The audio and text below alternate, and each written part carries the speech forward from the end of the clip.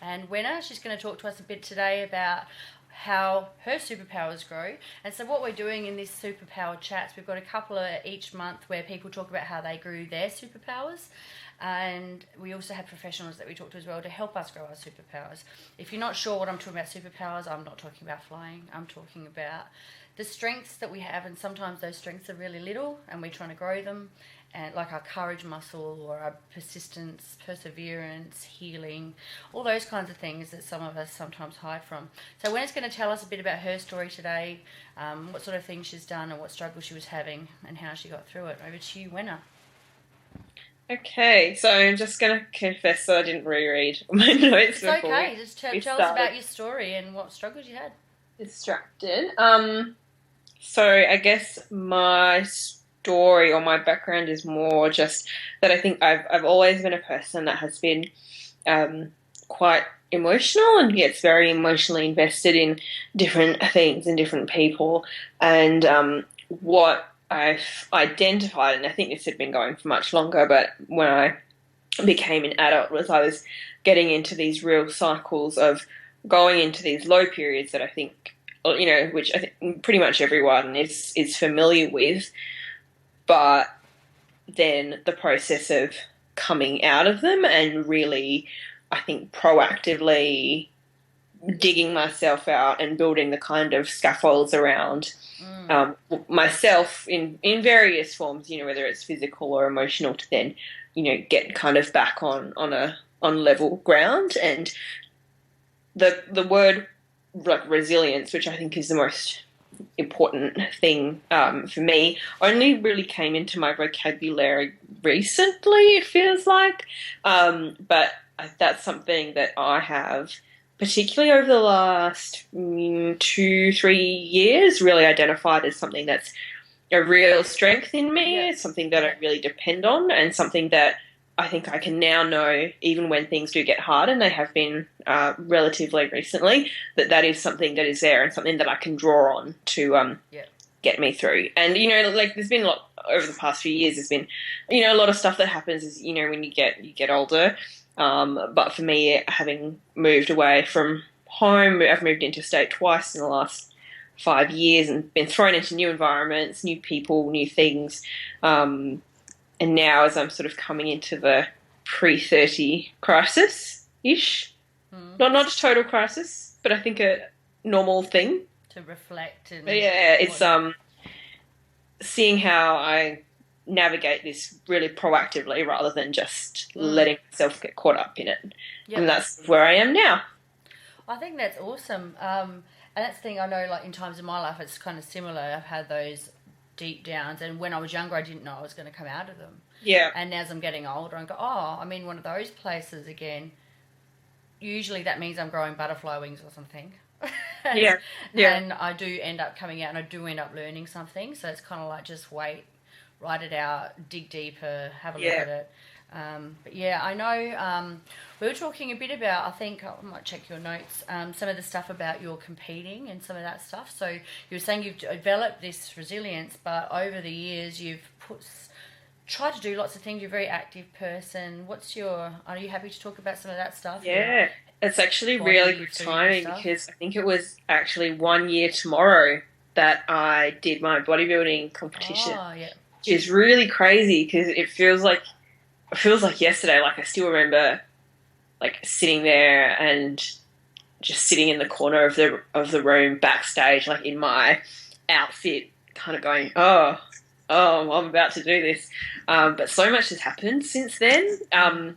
But yeah, so one of the things that I had put in place when I was, throughout my 20s, when you have lots of energy, is I tended to look after myself through really externalizing things and having a lot of like external structure. And often, just because I am like a person who likes physical activity, having a lot of physical activity, a lot of structure around what I was eating, following a lot of different rules, which, it was fine. It worked for the places I was in and keeping me, going day to day. But then after my bodybuilding competition last year, I sort of went downhill, which does happen with a lot of people once they've seen that, once they've put themselves under that real so much.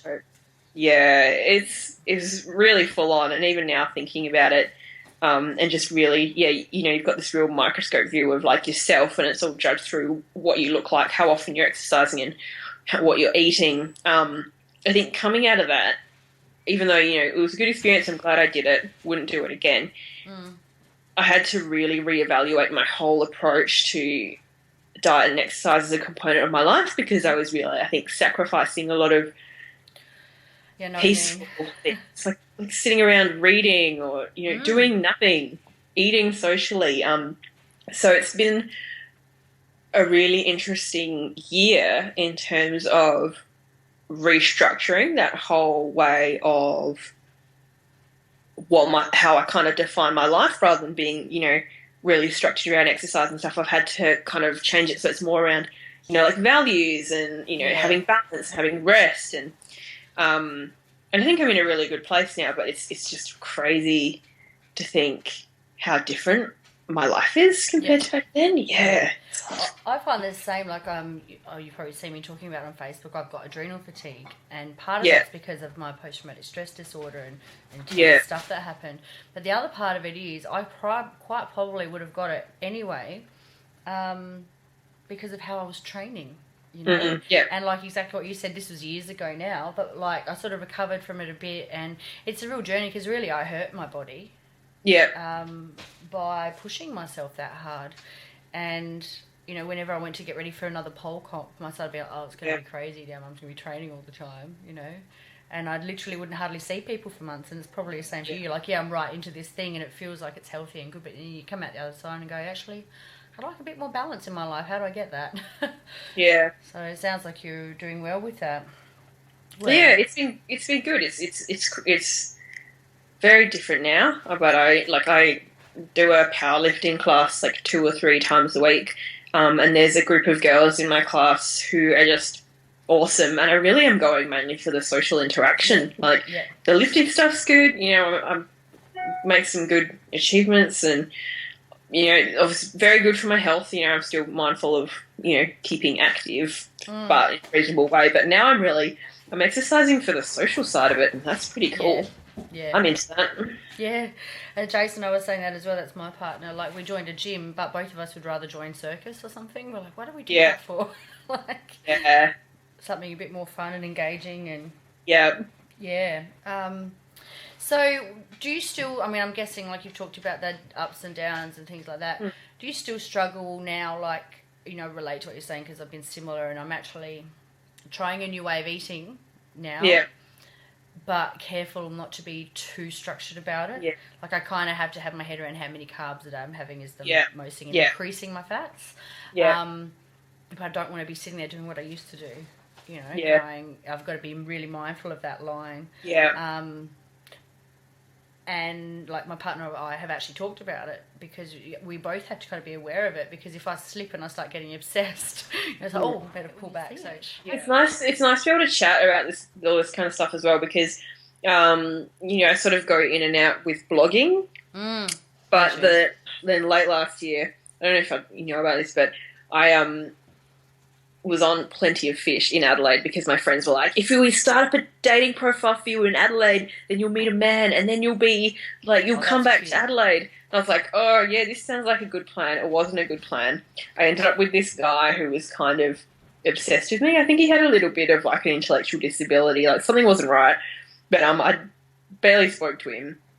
And then I deleted my Plenty of Fish profile, and he like tracked down all of my like blogs and like my Facebook account, and I was just like, so I think this is part of my whole thing though, is I'm kind of done with, I didn't want to be a fitness inspiration. I didn't want to be, like the beacon of someone who would overcome stuff. I was like, no, I'm just a normal person. So I wanted to kind of take my profile away from those real like spotlighty kind of environments, and just kind of do bits and pieces of stuff, which, I think is a bit easier. It was a bit, it's so funny. I submitted, I don't know if you remember Kelly Chidgey, the British police officer. She was at Pole with us for a little while. Yeah, so I spoke to her and was like, what do I do? And she's like, submit it to the cyber police people, whatever. And then I got a call from the cops, and they were like, Joel, Joel does this all the time. So he's just apparently some guy who he just thinks that if he talks to girls, you know, they'll learn how. If he keeps telling them stuff, you know, doesn't matter if they say don't talk to me, you know, if he just keeps telling them his amazing information that he has, which was all about like mystical powers and demon stuff. They were like, he just thinks that eventually someone will think he's a great guy. It's like, okay, but no thanks. Did you take down your blog and stuff then, or you just stopped doing it? Yeah. Well, yeah. I mean, as well, the thing is, I found that most of my blogging would happen when I was like sad rather than when I was happy. I'm like, there's no balance to that. Like, I can talk about, you know, overcoming stuff all the time, but I'm not very good at writing about just when things are great. I know what you mean. So it just seemed a bit sad. I was like, nah. Just leave it. Nah, yeah. Well, like I said, it's interesting what you just said before, though, about it's good to talk about this stuff, because one of the things I did, I used to have a fitness business online, and once, I don't know if it was a fortnight or a month, but I taught live fitness. Yeah. On Skype, I think it was. Yeah. And so I could teach a few people at a time and correct their form and all that kind of thing. Yeah. I had people like New Zealand and Queensland, everything. But every fortnight we get together and have a coffee. Yeah. And actually talk about that, like talk about stuff, like what are we struggling with, how can we overcome it, help each other brainstorm, you know. So when you said that made me think, I thought, oh, maybe that's a good thing, like people can talk about things. That's what the internet's typing's for. But it's good to chat though. Yeah. Yeah. Yeah, it really is. I feel like as well, because a lot of like I had a friend who shared one of those memes, and it's about, you know, battling depression. Is that, you know, it's got this thing about, you know, depressed, question mark, you know, just go for a run or go meet up with some friends, or, you know, do all those things that your depression stops you from doing. And, you know, so very sarcastic, and a lot of people were there, you know, agreeing with it. And I wanted to say, don't dismiss your ability to challenge what, you know, like, don't dismiss your ability to kind of try. Like, yes, all this stuff is hard when you don't want to, and I was just really frustrated because I was sitting there and I'm like, I can't say anything. Like, I can't comment on this thing because all these people will just go, meh. And I didn't want to message her either because I just shouldn't be not responsive. But I just feel like if you talk to people, it's just kind of like have a bit of a banter. It's a bit easier, but we don't really live in the world of talking, do we? But now with Facebook Live, who knows? Who knows? Yeah. You know, like there's more live stuff, and yeah, I think it's interesting. Because you see the same thing. I have the same moments as you. Where you just go, I really want to say something, but it's just there's so much to say, you know, and like, that's where talking so much better than writing, because I write a lot. Just write something like big explanation and backstory and stuff. But like, like to comments like that, you want to actually explain the rationale for your thinking and actually go a little bit deeper, because I've had to go deeper. But on the surface, if people haven't been through something, they don't actually understand. Yeah. All the steps and the little bits and pieces that it takes to be able to go and function in the world, you know, and then start to thrive, as opposed to being in struggle town. Yeah. So yeah. Well, we should chat again sometime. Nice to talk to you. Yeah. Do you ever go on? You have to tell me, because I like have really gone off Facebook and stuff. Like I deleted the app, so I basically don't use Messenger. And so, where are you living now? You're getting married, all of these things. Yeah, I've met a really amazing guy after all my terrible efforts at that previously. Yeah. He's actually sitting over there. It's kind of embarrassing. Yeah. Do you want to meet him? Yeah. Wenna, Jason. Wenna. Hello. He's the most supportive, lovely man. But yeah, we were friends for 4 years before we got together, and then we were both single and we both had shitty relationships, and we were hanging out a little bit, and then we were like, hang on a minute. Yeah. And he was brave enough to kiss me one day as I fell down a curb. So after a big walk at night. Yeah. We're building in Sellex. Nice. Living at Seaford. I have 3 tiny little bonus daughters.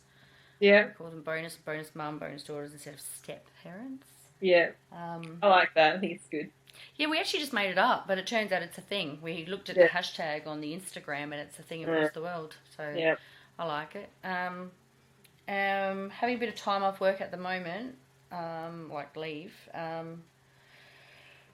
But just working really hard on this knicker thing. Yeah. Do you know what it is? Have you seen it? Yeah, I have a little bit. Because I think you like maybe was it on Instagram or something, and I was like, what is this business? And I was like, oh yeah, that's all right. That's funny. Yeah, I'm changing the text because the first one was a test. So I had like a dictionary definition kind of thing on the front to begin with. But it's funny because, you know, we have so many ideas, like, and then you forget things, and later you're like, oh my God, I was supposed to do this.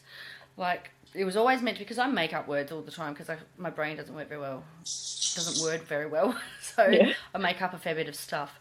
And so we were just going to do made up words. Yeah. So, like, say, perseverance might be stick with it ability or something like that. And we'll have them all as hashtags. So the front of the knicker will be the power, but then on the inside will be a funny how-to.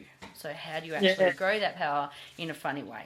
So, cool. And that's where the whole thing, like, one of my big things was at the start of last year, like, I'd been through that pretty rough relationship, and I was pretty, like, protective of myself, but things kept happening, not necessarily that way. Like, there was one guy that was kind of interested in me, and then he was really terrible and had lied to me the whole time, but, like, we weren't together or anything. I was like, wow, you're a fucker. Then 2 other really bad things happened in the space of all, like, a couple of weeks. Yeah. And I was at that stage where I just kept retiring to my bedroom for a day or 3 because I just wasn't coping with all the fuckery in the world. Yeah. And I got to my bedroom yet again after only just getting out of my bedroom. Yeah. And I looked at my bed and I'm like, I can't spend forever in my damn bed. you know? I was like, fuck. And I was like, this has got nothing to do with me. All this stuff has got nothing to do with me. It just hurts. Yeah. And then it was like, I just went, some people are just fuckers. It's actually, and the thing is, for my whole life, it's so funny. I tell all these people this epiphany, and they're like, "Didn't you know that, sweetie?" And I was like, "No, I didn't." I actually, I think, believed that, and I wanted to believe that people are good, and if you just treat them right, you be nice, and treat people how you want to be treated. And I actually just finally got it. That's actually a thing, and and people really resonate with it. So that's on the inside of one of the knickers. Yeah. And, but people just resonate with it so strongly because it's so freeing. Like, I was trying to explain to a friend the other day, like, when you realise that, you can go, oh, that's you, that's not me. Okay, bye. So you've got that power in your knickers. I so get that. Because I don't know if you remember, do you remember that I was involved with a guy named Simon? Not off the top of my head, no. Terrible. So it had been going on since 2008 or something. It was really bad. Like, we met when he had a girlfriend and we had a very short affair, and then he disappeared from my life and then came back into my life, and like just before I left Adelaide. And then he just sort of kept his claws in me, and like he showed up at my place in Queensland. He came to Canberra and spent a weekend here. It was always this kind of like, I don't want to be with you, but I want to kind of like keep you around, and I hate that stuff. Yeah. Oh, it was really bad, but you know, I just sort of accepted what I thought I was kind of worth. And then at my 28th birthday, so 2 birthdays ago, it had just been like a year of like hot, cold, and I was like, I just think I'm kind of done. And I went back, and it was my birthday, and I was talking to him, and he just like let fly with all this really mean stuff. Like, he told me that he hadn't had feelings for me since 2008, and I'm like, well, it's 2014 now, so what have we been doing? And he said things to me like, sleeping with you makes me feel horrible inside. So he really like just kept digging it in and like just wheeling it around. But it wasn't until like earlier this year, because that really hurt, and because that basically happened, and then I started my bodybuilding thing, and I just sort of like held it all down because I'm dieting, and then that was part of, once post-comp, it all just kind of came out. And then end of last year, I met this really amazing guy. 1 month before work, posted him overseas for a year, and then my friend Pip died, and my friend Colin died, and it was just like, blah. Oh my God. Yeah, so it was a really shitty time of year, but then it was only earlier this year that something happened with Simon, and I was just like, what? Why do I keep people like this around? you kind of just, I don't know what was wrong with me, but I was just like holding on to people and being like, I've had the you're same good on the thing. inside, you're good on the inside. It doesn't matter. It's just like this. This has been me for the last like 6 months. Just like, wake up. All these little parts of my brain. I know what you mean. I remember I had a friend who I'd been friends with since I was in my late teens, early 20s. He just kept being a dick and not respecting my boundaries and stuff. But you know, I still was his friend because we were friends for years. I just stopped doing that. And eventually, I lost it. Yeah. A good few years back, and stopped talking to him. And then his mum died, and so I went to a funeral or some shit. And then he tried it on at the freaking funeral. Yeah. And I just didn't talk to him again for so long. And then he tried one more time, and I was like, look, you know, we have to talk about it. You need to not do that. He was married for crying out loud, and I wasn't even interested. I'm like, I wanted to be your friend, but you need to not do this. And he just couldn't respect it. So I just cut him out of my life. I was like, that's it, you're done. You don't ever actually get to speak to me again. Yeah. You know? And yeah, that's how I did it. But I wish I did it sooner, because it was a bit of a head fuck. But yeah. Yeah. So you cut him out? Is that what you were getting at? Sorry.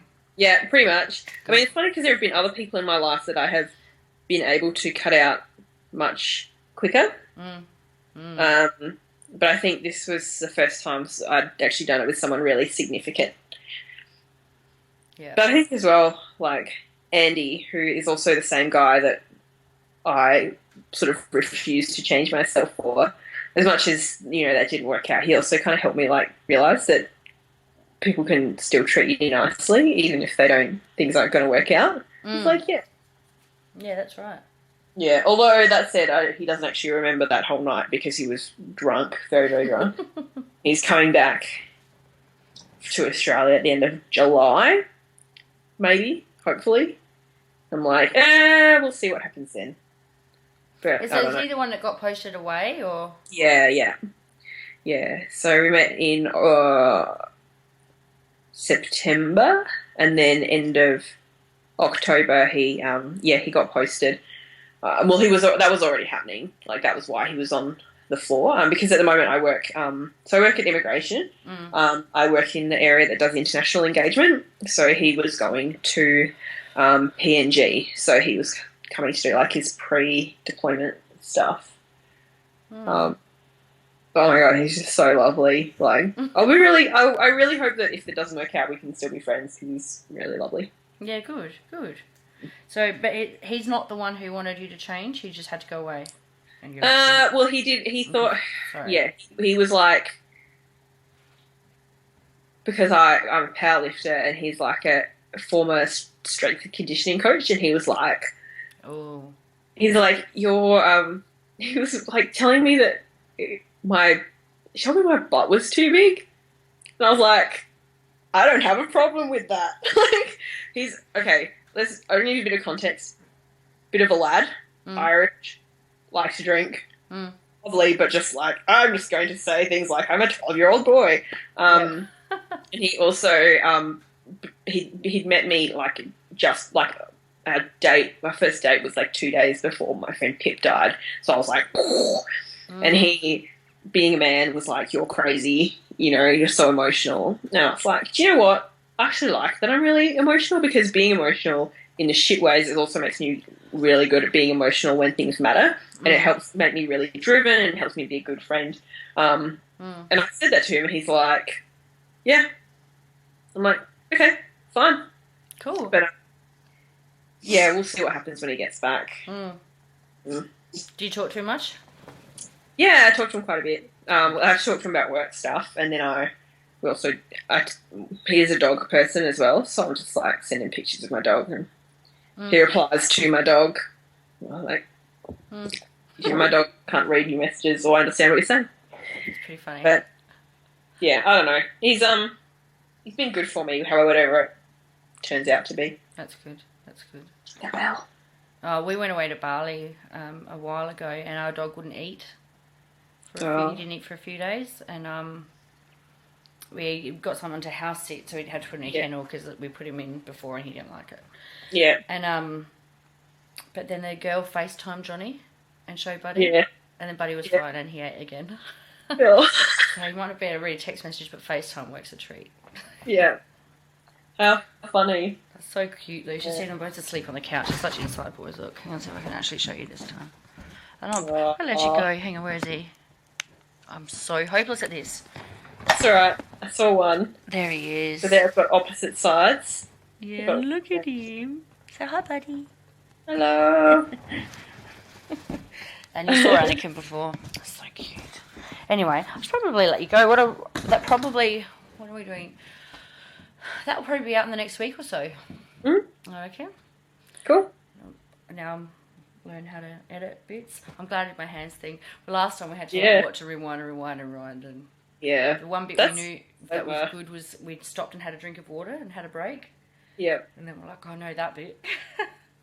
And then the take symbol thing. Take one. Anyway. Well, thank you for chatting. Oh, it's my pleasure. It's good to see your face. Yeah, you too. So where are you now, Canberra? Yeah, still in Canberra. So I've been here for 3 years. I keep telling myself I'm going to move home. Sorry? I thought it was Canberra. I'm interviewing 3 people on Thursday and I'm getting everyone's states mixed up. I've got to come up with like a table system where I know where everyone is. Yeah, so maybe a map and then just pin our faces. Yeah. Just get a world map. Interview people across the world. Do it. What were you saying about Adelaide? Oh, like I still want to come home, but just the opportunities, like work-wise, are so good here. But I'm kind of like, at the moment, I think the market for getting the job in the kind of stuff that I want to do is a bit hard in Adelaide at the moment, or any job, it seems like, from reading the news. So I'm just like, going to keep doing my thing, and then the opportunity will come up, hopefully more organically than the last time. Yeah. With that lovely guy. Stalker. We will call him Stalker. Yeah. All right, lovely. Well, have a good night, and I'll send you the link to this as soon as it's done. Yeah. Thank you, and we'll talk again sometime. Yes, okay, please. Take care, Wenna. Bye. All right, bye.